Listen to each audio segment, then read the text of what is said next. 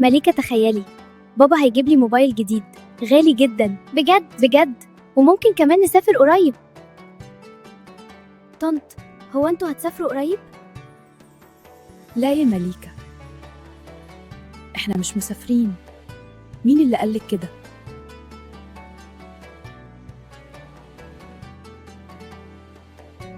مالك يا هانية؟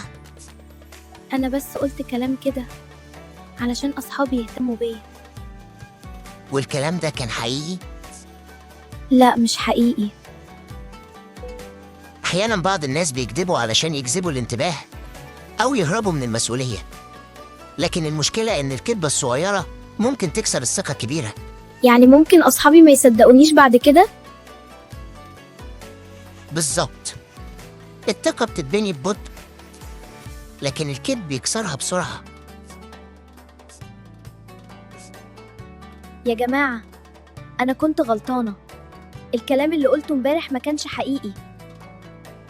مش مشكلة يا هانية، ولا يهمك، المهم انك بتقولي الحقيقة دلوقتي.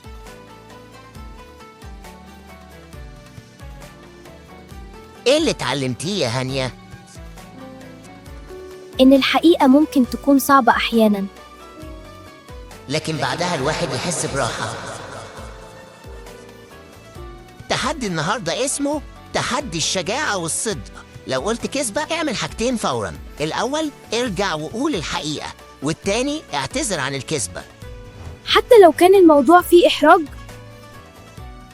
حتى لو كان في إحراج، لأن كل مرة بنصلح الكذبة بنبني ثقة جديدة، ومع الوقت مش هنحتاج نكذب أصلا.